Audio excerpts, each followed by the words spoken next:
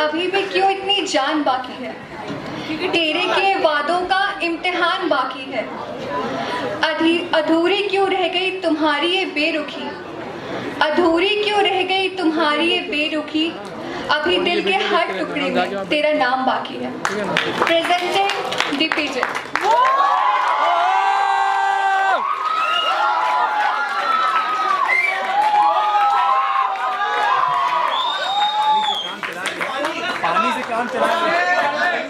आज पानी से ही काम चलेगा।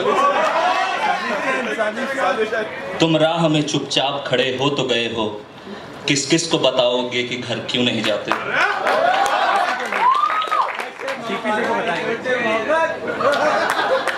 देखिए, मैं खूबसूरत लग रहा हूं, इसका ये मतलब नहीं आप लोग मुझे छेड़े। सबसे पहले मां सरस्वती को नमन करना चाहता हूं। आप सभी लोग इस लिट नाइट की रंगीन शाम को और रंगीन बनाने के लिए मेरे भाई और जो भी है उनको मैं प्रणाम करता हूँ। एक सिविल इंजीनियर हूँ, बगल में ट्रेनिंग एंड प्लेसमेंट डिपार्टमेंट है, उसको साष्टांग प्रणाम करता हूँ।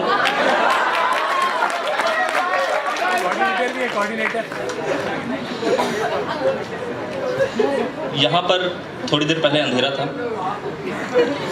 अब उजाला दिख रहा है। अंधेरे के बीच खोए हुए मेरे कोर ब्रांच के मित्र,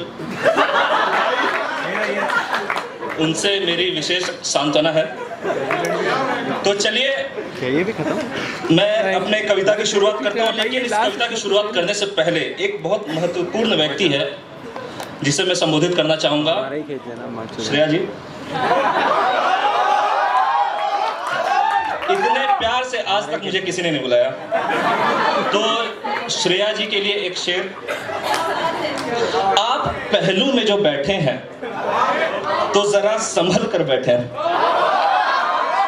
आप पहलू में जो बैठे हैं तो जरा संभल कर बैठे। दिले बेताब को आदत है मचल जाने की।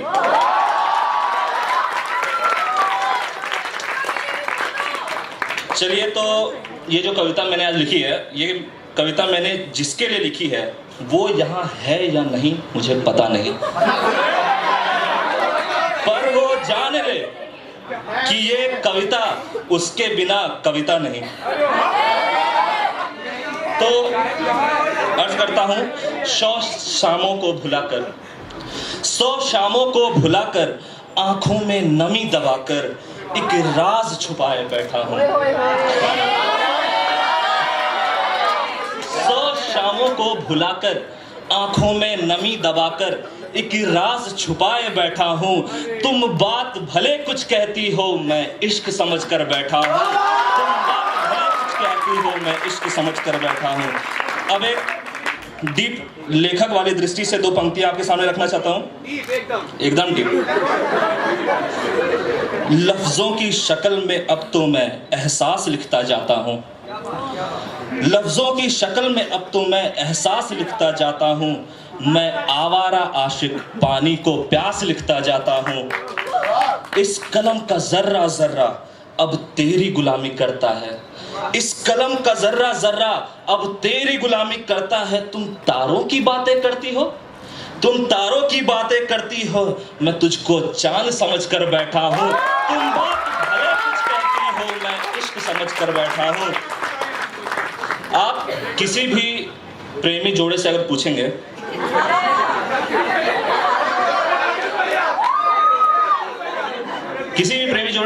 कि आपको सबसे रोमांटिक क्या लगता है, तो जवाब देंगे कि बारिश। सही है कि नहीं? सही है कि नहीं?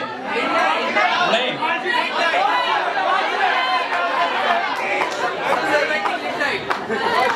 तो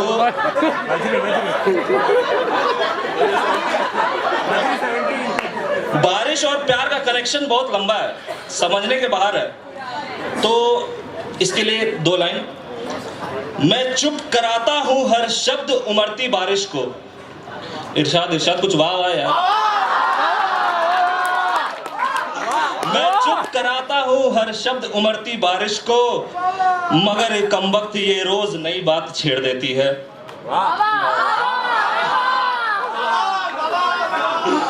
चलिए तो आगे की लाइन, हर बूंद में हूँ हर प्यास में हूँ, हर बूंद में हूँ हर प्यास में हूँ, अब खुद की तलाश में हूँ, इस नज्म की बारिश में तुझको सरेआम भिगा कर जाऊंगा,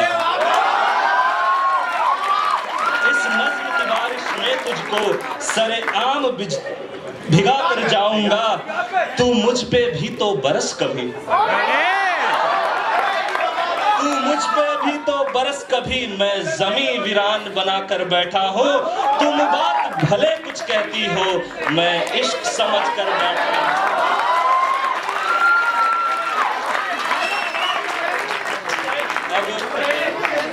आपने बहुत सारे कवियों को सुना, बहुत नए नए कवि हैं हमारे फर्स्ट ईयर सेकंड ईयर के, जिसमें एक विशेष कवि हैं जिनका नाम है विक्रम। एक बार ये मेरे पास आते हैं मुंह लटकाया हुआ, कि मैंने पूछा क्या हुआ, बोलते हैं कि एक लड़की ने चाटा मार दिया। मैंने पूछा क्यों भाई, अफवाह उड़ा रहे हैं। मैंने पूछा क्यों भाई, तो कहते हैं कि मैंने उसे प्रपोज किया, एक कविता सुनाई, उसने चाटा मार दिया। मैंने पूछा क्या सुनाया, तो अब आगे की लाइन विक्रम जी की,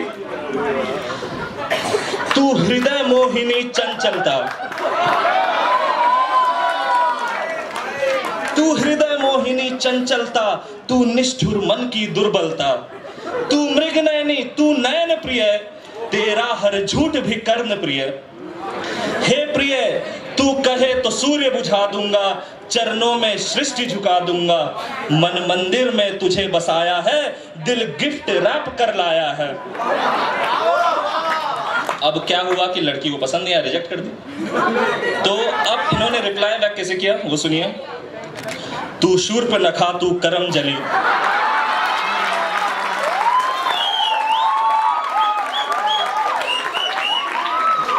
तू शूर्प नखा तू शूर्प नखा तू करम जली, तू तारका तू ही पतंजलि। रामदेव जी हमारे बीच है यहाँ पर। तू तारका तू ही पतंजलि, तू भेंगी नयन मायावती प्रिय, हो लालू तेरा पति प्रिय, हे प्रिय अंतिम संकल्प सुनाता हूँ, गिफ्ट की रैपिंग मत फाड़ना, अभी तेरी रूममेट को देकर आता हूँ।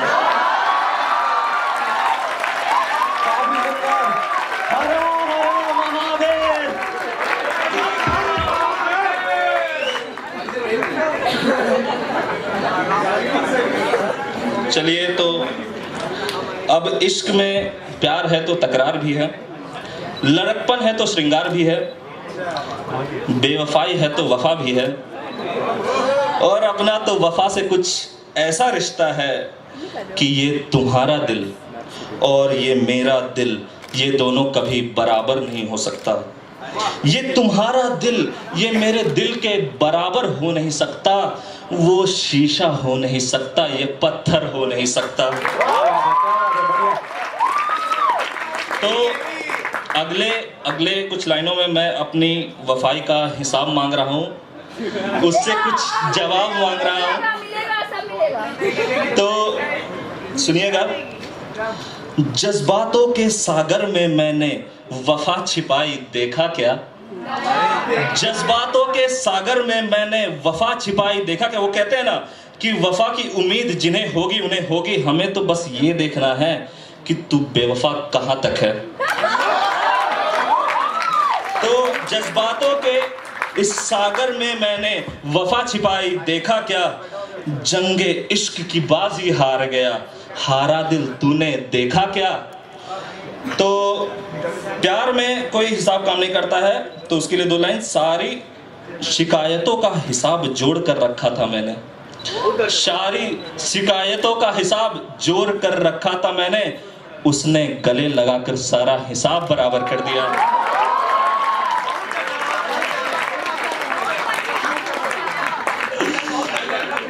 तो जज्बातों के सागर में मैंने वफा छिपाई देखा क्या, जंगे इश्क की बाजी हार गया, हारा दिल तूने देखा क्या।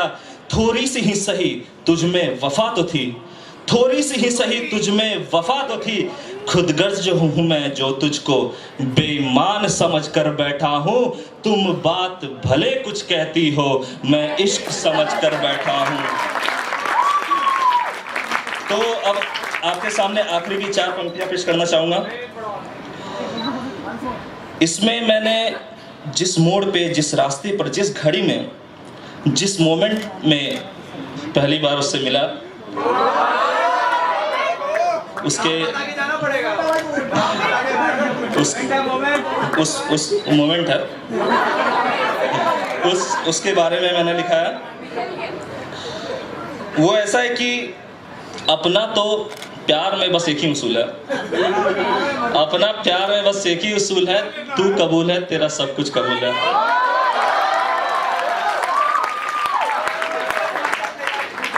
तो आखिरी की 4 पंक्तियां। कंकड़बाग,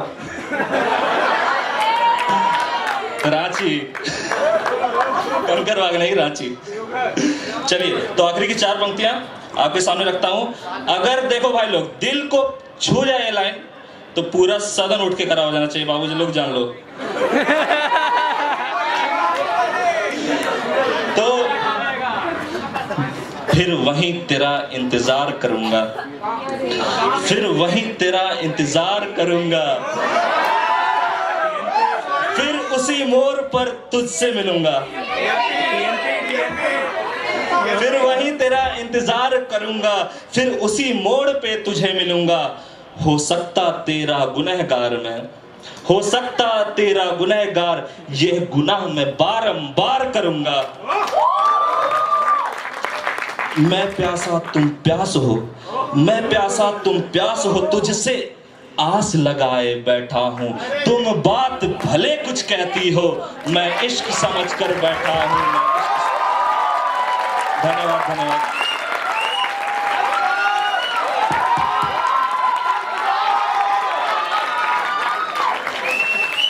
देव जी की कविता काफी खूबसूरत थी और उतनी ही खूबसूरत इनकी प्रेम कहानी है। तो इनकी प्रेम कहानी मैं अपने शब्दों में बताऊंगा कि पलकों के इस साये में तेरी तस्वीर बनाए बैठा हूँ। तुम पीएमसी पे बैठी हो, मैं शेर सुनाने बैठा हूँ।